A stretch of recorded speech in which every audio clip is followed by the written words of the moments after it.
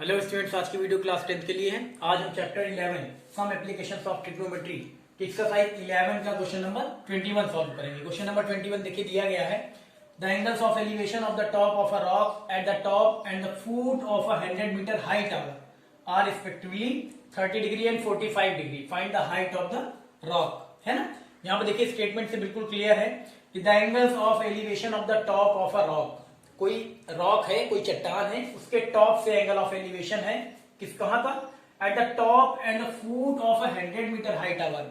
एक 100 metre high tower है ना, उसके टॉप और फुट का कितना दिया गया है 30 डिग्री और 45 डिग्री। तो कह रहा find the height of the rock, तो आपको रॉक की हाइट बतानी है, यानी चट्टान की ऊंचाई निकालनी है। ठीक है, तो चलिए स्टेटमेंट के अकॉर्डिंग हम डायग्राम बनाते हैं। पहले देखिए the angle of elevation of the top of a rock, यानी एक रॉक है तो एक रॉक बना ले रहे हैं। ये हमने ले लिया एक रॉक, है ना। The angles of elevation of the top of a rock at the top and the foot of a 100 metre high tower, और एक टावर है, इसको भी हम ले ले रहे हैं 100 मीटर हाई टावर। ये हो गया 100 मीटर हाई टावर। बेस ले लेने इनका हम बेस ले ले रहे हैं, ये हो गया। ठीक है, ये जो है ये क्या है, ये एक रॉक है, और ये क्या है 100 मीटर हाई टावर है। लिख ले रहे हैं आप, ये है 100 मीटर हाइट टावर। ठीक है, इसकी हाइट दी गई है। अब यहां आगे कह रहा है the angle of elevation of the top of a rock, तो ये रॉक है ना। अब angle of elevation of the top of a rock, rock का टॉप कौन सा है, ये at the top and the foot of a 100 metre high tower. अब जो 100 मीटर हाई टावर, इसका टॉप और इसका फुट, यहां से एंगल ऑफ एलिवेशन वो कितना कितना है 30 डिग्री और 45 डिग्री। चलिए इसको भी बना लेते हैं। ये आ जाए इसका base,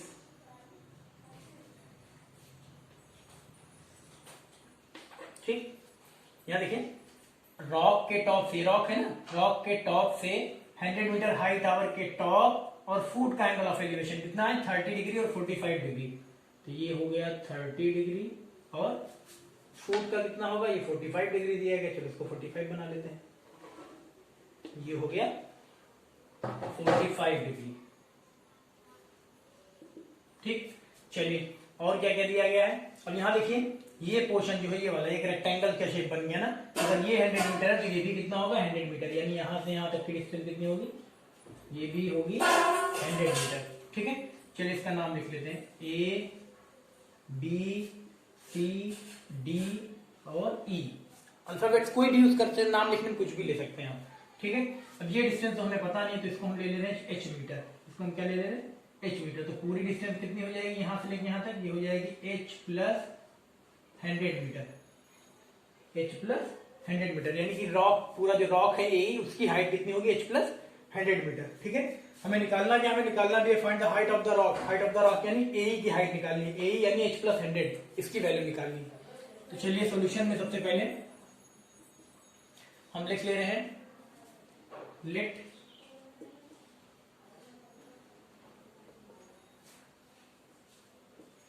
height of the rock,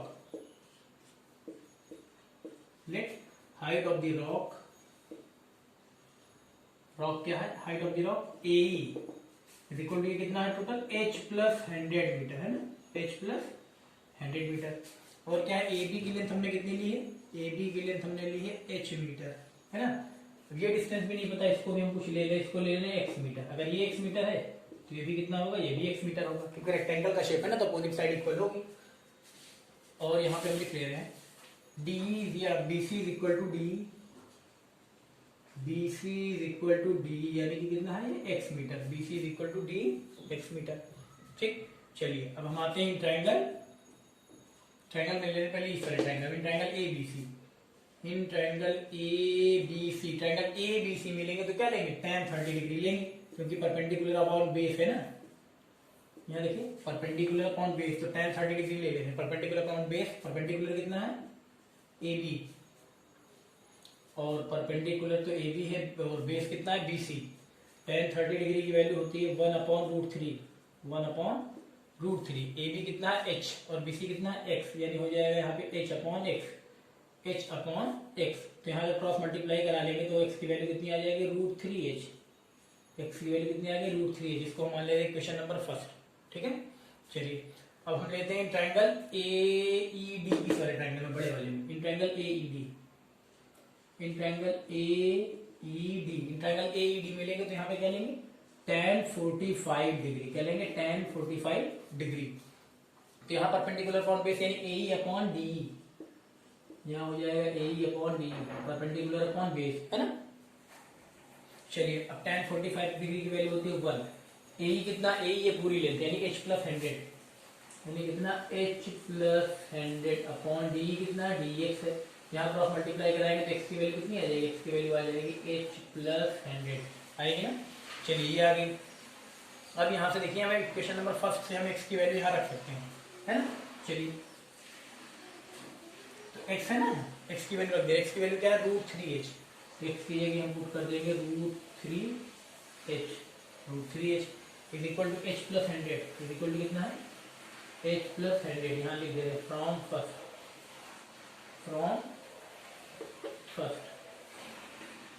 ठीक है। अब चलिए यहाँ पे हो जाएगा √3h minus h, √3h minus h is equal to 100, यहाँ हो जाएगा √3 minus 1 into h is equal to 100, है ना। अब यहाँ तो चलिए अब वैल्यू निकालते हैं h की, यहाँ हो जाएगा h is equal to 100 upon √3 minus 1, है ना, h is equal to 100 upon √3 minus 1, ये आ जाएगा। चलिए अब आगे सॉल्व करते हैं, इसको मिटा दे रहे हैं तो हो गया होगा आपका।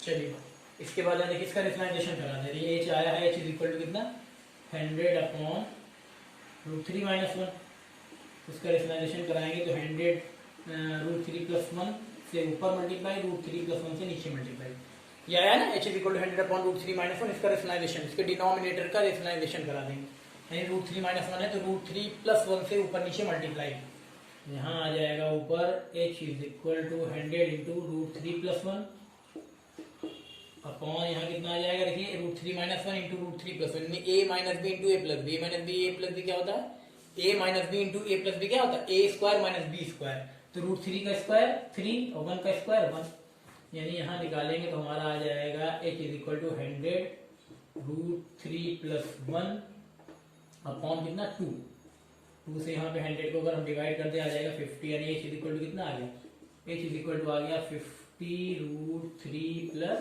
1, है ना। और आगे सॉल्व करेंगे तो h इज इक्वल टू यहाँ देखिए 50 √3 की वैल्यू कितनी होती है 1.732 प्लस 1, तो यहाँ आ जाएगा h is equal to 50 into plus कर देंगे तो आ जाएगा 2.732। अब यहाँ पे अगर हम मल्टीप्लाई करा दें 50 से अगर 2.732 को अगर हम मल्टीप्लाई करा दें तो हमारा आ जाएगा 136.6, कितना आ जाएगा 136.6, इसको मल्टीप्लाई कराएंगे 50 से तो इतना ही आएगा। अब हमें चाहिए कि हमें निकालना height of the rock, height of the rock यानी कि AE की वैल्यू यानी h प्लस 10, चलिए इसको निकाल देते हैं, ठीक है। इतना हो गया होगा, इसको मिटा देते हैं।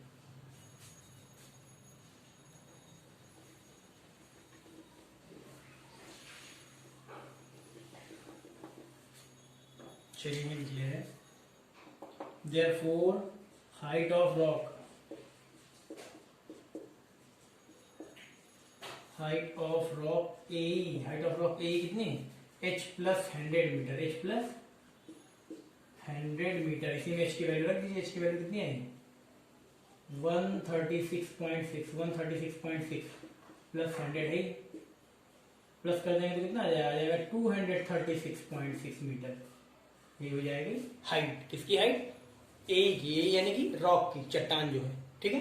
आगे 236.6 ऐसे करना है, ठीक है, कर लीजिए।